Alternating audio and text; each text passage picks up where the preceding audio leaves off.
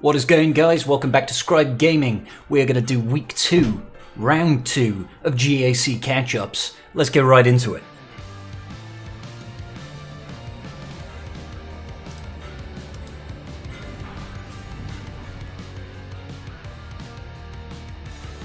Alright, here we go, guys. Here we go with our recording of this particular match. We are going up against Snort after we single-handedly managed to one-shot full clear our previous opponent. Now you can see Snort over here has actually full cleared me by the time I went into attack. He did not drop a battle. However, in Division 5, 2,090 banners for a one-shot full clear is actually really bad banners. He should be around 21 something. So I was like, okay, yeah, sure. So I could probably actually drop a battle and still get the win on this one. So provided I don't drop 2 battles, I'm feeling pretty confident. In the north, we've got nothing to worry about. Nightsisters, First Order, Mon Mothma. In the south, we do have Supreme Leader Kylo Ren and a full relic General Grievous squad. So those are obviously the more worrisome teams to deal with. So I know that I will have to take out the Supreme Leader Kylo Ren and the General Grievous with fairly decent efficiency, and that's the first thing that we're going to look to do.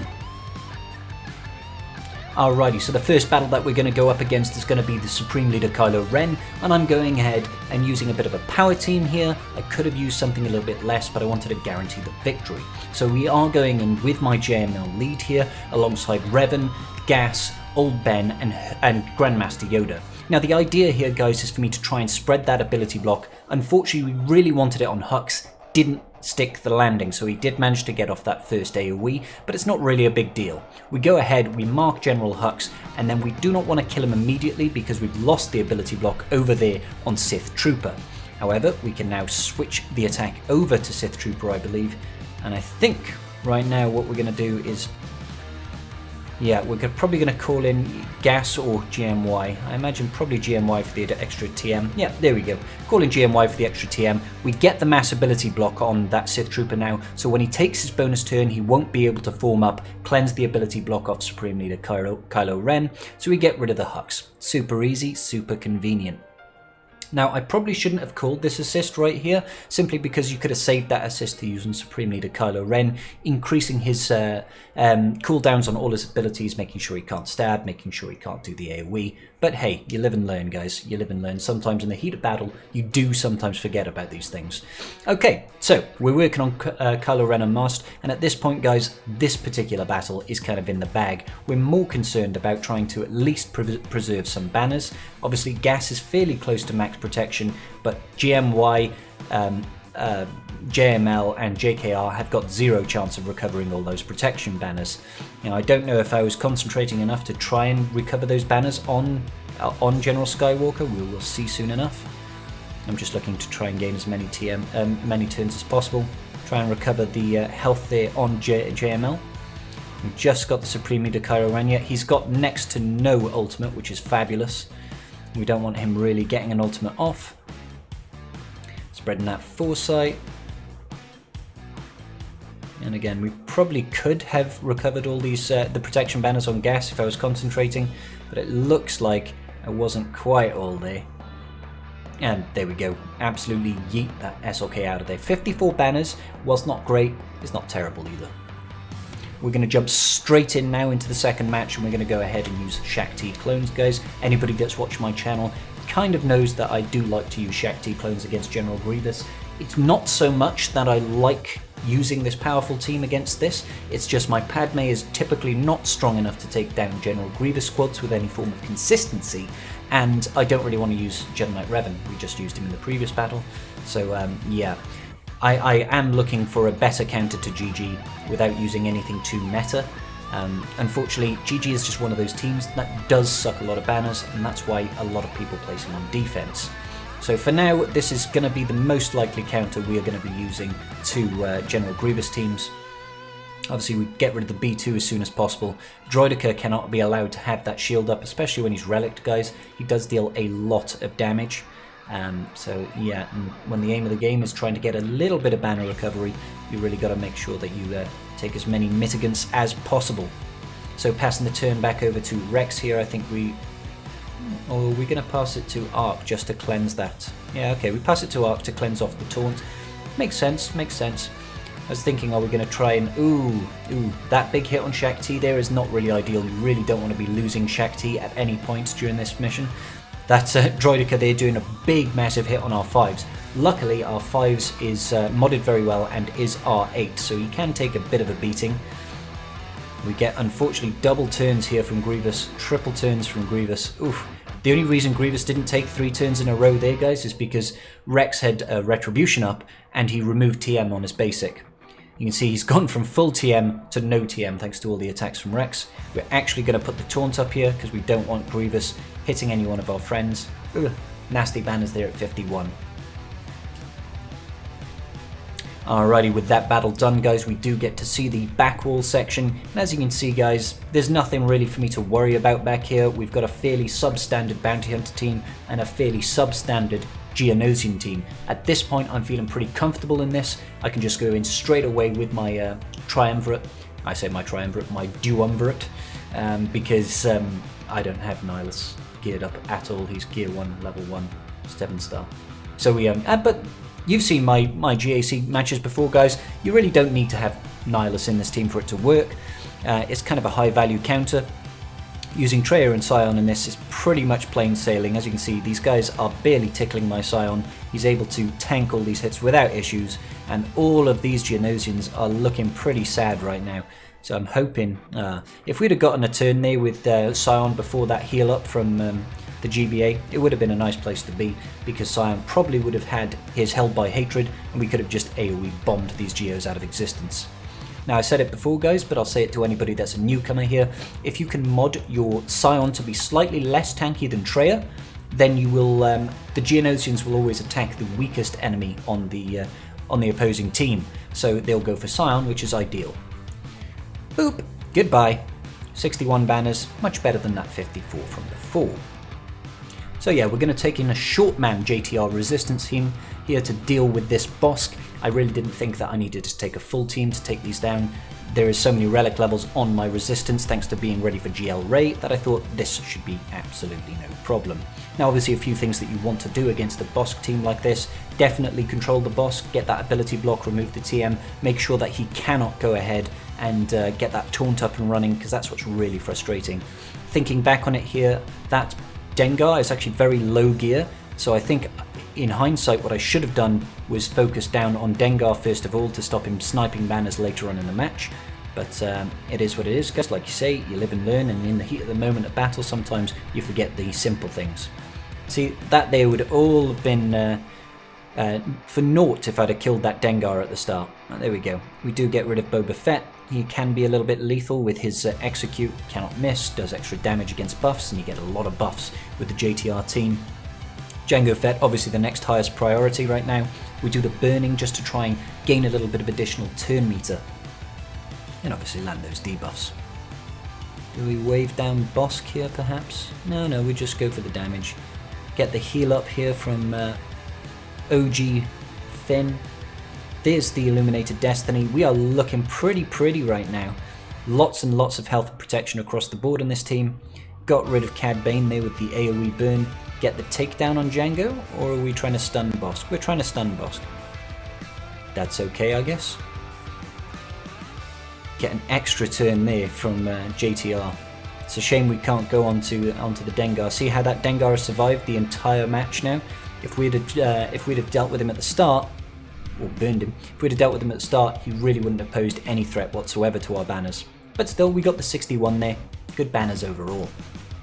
So next up, guys, we are deciding to go ahead and take out the Nightsisters. Now, what I did do here is I checked all their speeds to see how fast are the Nightsisters, how much health they got, how many relics are they running.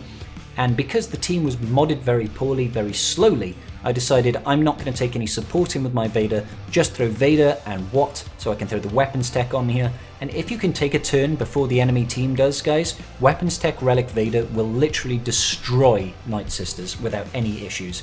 See, they lost units there to the Crush. Asajj is Relic, Daka is Relic, but we immediately yeet out Daka, basic to Mother Talzin, basic the Asajj, and then it's just Zombie. Zombie comes in and snipes a banner at the end. But hey ho, there we go, we just yeet him here. Or her rather. 62 banners. We lost 1 banner there, but I think that's pretty good efficiency.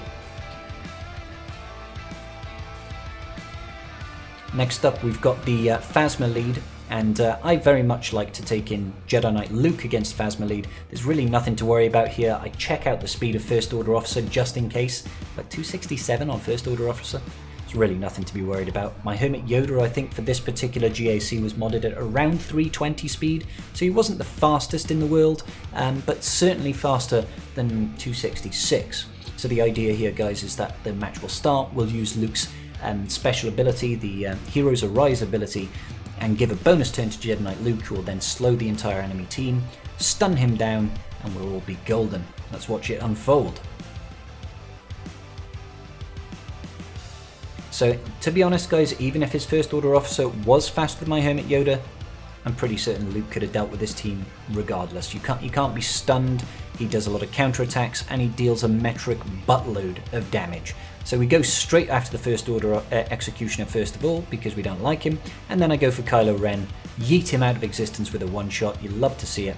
We basic here with Hermit Yoda, because I want to save the big heal to give Hermit Yoda foresight going into his next turn. I'm doing that to preserve banners, because after this turn here with Hermit Yoda, he will lose stealth. So we do the AoE heal there, gives him that foresight, so in case they attack Hermit Yoda, he's going to have that foresight to avoid an attack. Luckily, they were so slow they couldn't even hit that, so I managed to hide him once again and get the full 63 banners. Very, very easy battle.